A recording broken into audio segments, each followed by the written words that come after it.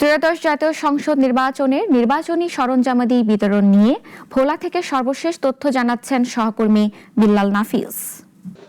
জি, যেমনটি বলছিলেন, আমি এখন যেখানে আছি এটি ভোলা সদর ১ আসনের যে নির্বাচনী যেই সরঞ্জামাদি আছে সেখানে এখান থেকে মূলত বিতরণ করা হয়। এটি ভোলা সদর উপজেলা এবং এখান থেকে সকাল থেকে কিন্তু এই নির্বাচনের যে সরঞ্জামাদি আছে সেগুলো বিতরণ কার্যক্রম শুরু হয়েছে। আপনাদেরকে একটি বিষয় জানিয়ে রাখি, এই ভোলায় কিন্তু ৪টি সংসদীয় আসন।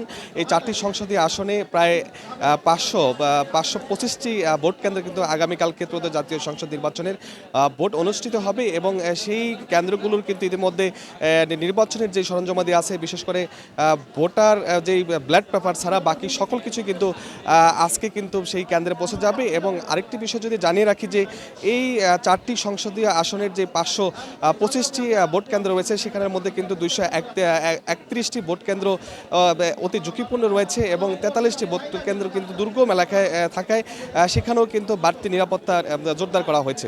একটি বিষয় যদি জানিয়ে রাখি যে ভোটারদের সাথে আমরা কথা বলেছি, তারা আমাদেরকে যে বিষয়টি দাবি করেছেন যে এখন পর্যন্ত ভোটের যে সুষ্ঠু পরিবেশ ছিল সেটা যাতে অব্যাহত থাকে এবং এই ধরনের সুষ্ঠু পরিবেশ যদি অব্যাহত থাকে তাহলে নির্বিঘ্নে ভোটাররা কিন্তু ভোট কেন্দ্রে আগামীকালকে তাদের ভোটাধিকার প্রয়োগ করতে কিন্তু তারা যেতে পারবেন। আরেকটি বিষয় জানিয়ে রাখি যে আমরা জেলা রিটার্নিং কর্মকর্তা ডক্টর শামীম আমাদের সাথে কথা বলেছি। তিনি আমাদেরকে যে বিষয়টি জানিয়েছেন যে ভোলায় প্রায় ৬টি উপজেলায় ৭ প্লাটুন বিজিবি মোতায়েন করা হয়েছে। সেখানে কোস্টগার্ড আছে, র্যাব আছে এবং পুলিশ সহ ইউনো সহ একাধিক আইনশৃঙ্খলা বাহিনী সেখানে কাজ করছে এবং সুষ্ঠু ভোট নিশ্চিত করার জন্য যে সকল ধরনের আইন শৃঙ্খলার যে পদক্ষেপ নেওয়া দরকার সেটি কিন্তু জেলা রিটার্নিং কর্মকর্তা, জেলা প্রশাসক সেটা নিশ্চিত করেছেন, যে এমনটি আমাদেরকে জানিয়েছেন।